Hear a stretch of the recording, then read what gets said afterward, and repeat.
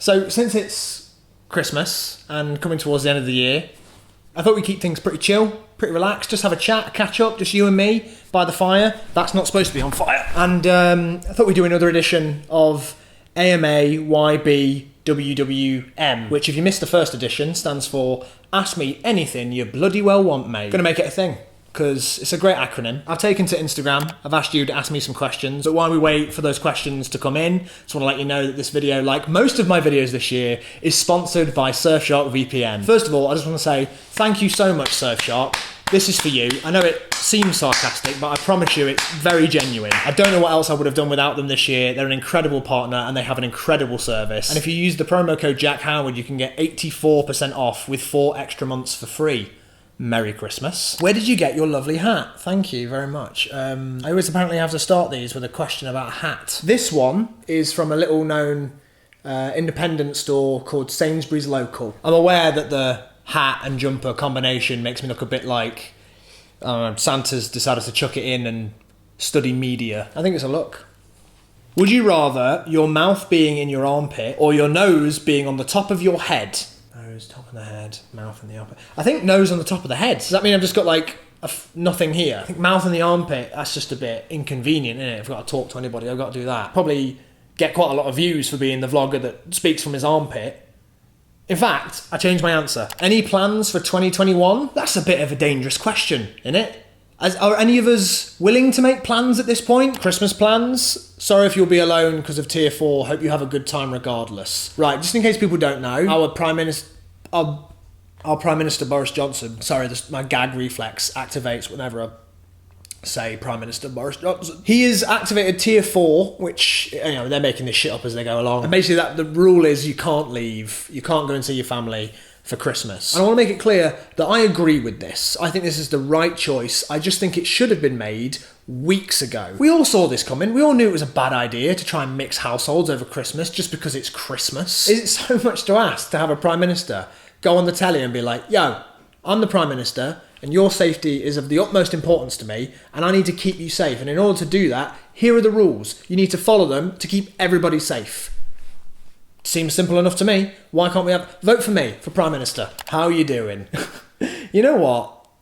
Every time I do this, I think I'm going to get somebody asking me how I'm feeling, how I'm doing. And I appreciate that. Thank you so much for asking. I'm doing all right.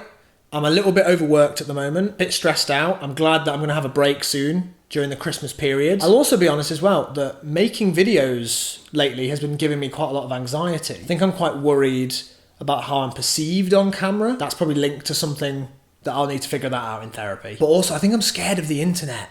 I think I'm scared of saying the wrong thing and that being misconstrued and, you know, I'm even scared to say it. I'm scared to say cancel culture. Ugh. But I'm all right.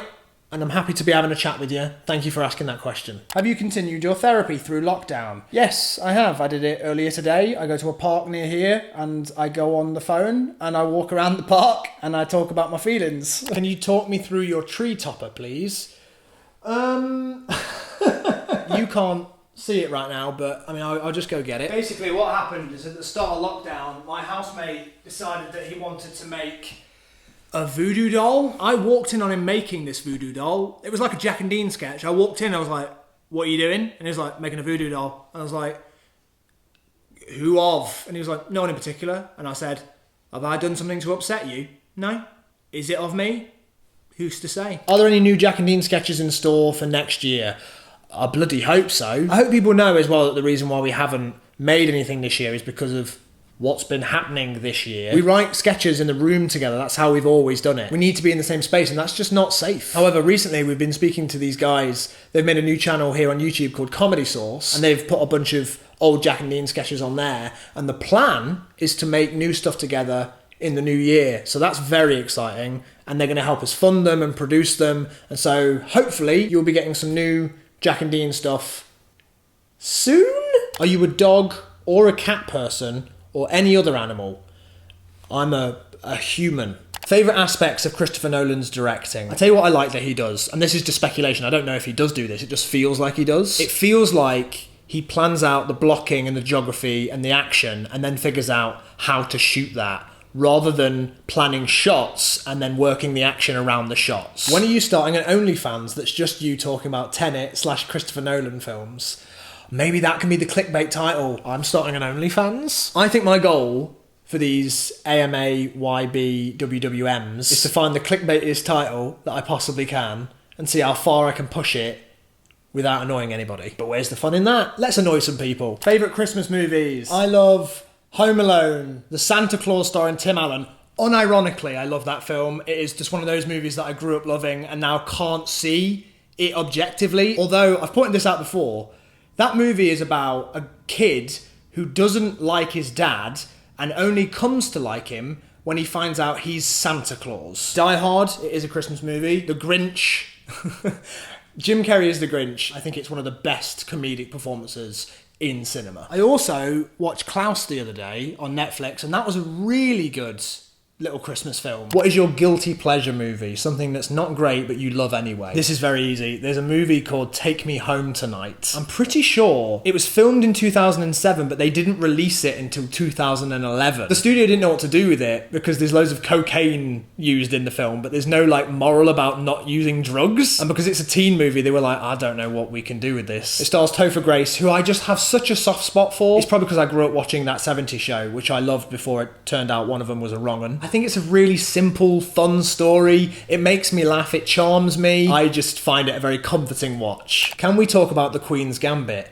Yeah, Gabby, we can. I think other than I May Destroy You, which is far and away maybe the best piece of media this year, so good. If you haven't seen I May Destroy You, do yourself a favour. You deserve to watch that show. The Queen's Gambit was the first TV show for a long time that piqued my interest. I think somebody described it to me as a girl who's addicted to chess. And I was like, I'm in. I'm sold. That sounds so weird and so different. I loved how cheesy the last episode was. Like, they really let themselves be like a sports movie. What's your favourite part of the filmmaking process? I love directing.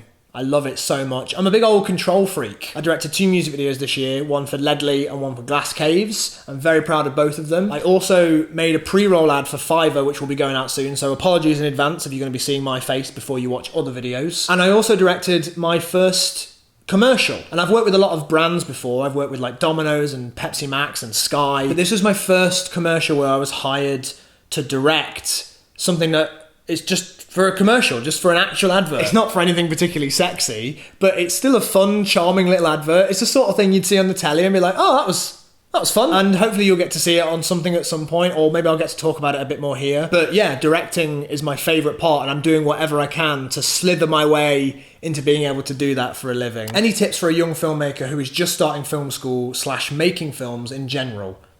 Yeah. The biggest tip I would give to any filmmaker is to understand your limitations and to use them to your advantage. Don't try and go bigger than you actually can, than the money you have or the resources you have. So for example, the music video that I made for Love Me Like That, we had a very small budget and 1 day to shoot it in. So it's all set in one room and it's essentially the same shot over and over again. And that's because I was aware of the limitations when coming up with the concept, and I let that inform the story I was telling. Thoughts on Warner Brothers films on HBO and Nolan's response. So for those of you who might not know, Warner Brothers have announced that all of their slate for 2021 is going to be released simultaneously in the cinema and on HBO Max. Here in the UK, we don't have HBO Max, so I don't know what that means for us. I agree with what Mark Kermode says, which is that simultaneous releases, both on streaming and in cinemas, is kind of where the industry is going. I think that is the future. I will always pick going to the cinema over seeing a movie on my television. I will always want to do that first, especially for somebody that I really admire, the films that I'm really looking forward to. I hope that given the choice, most people would also go and see, like, Dune, when it comes out next year. They're hopefully going to go see that on the biggest screen they possibly can. I don't want to see that on my telly first. What a waste of time that would be. And in terms of Nolan's response, when he says that he's disappointed by it, I get it. I agree. But I also think that it's kind of the way things are going. And maybe it'll be good for it. I don't know. I just don't think it's going to kill cinema. What's one piece of crucial life advice you'd give out?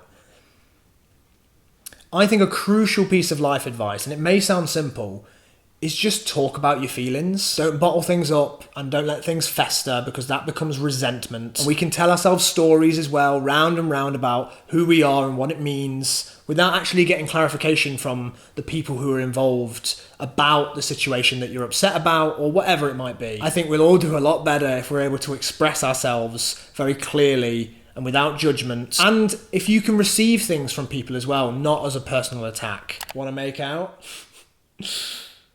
No. Right, I think that'll do it for this edition of Ask Me Anything You Bloody Well Want, Mate. Thank you so much to Surfshark for sponsoring this video. Don't forget that they're offering you 84% off with 4 extra months for free. Just use the promo code Jack Howard. I'll leave the link in the description. Surfshark is an incredible service that helps you with your data protection, but it also allows you to change your location so that you can watch content that's not available in your country. Very helpful on Netflix. There's so much stuff that's available on American Netflix and Australian Netflix and Canadian Netflix that's not available here in the UK, and I'm sure vice versa. Thank you so much for watching this video and for sticking with me for the entire year and maybe beyond that. I hope you have a wonderful Christmas, and if you don't celebrate Christmas, I hope you have a wonderful Friday, the 25th of December.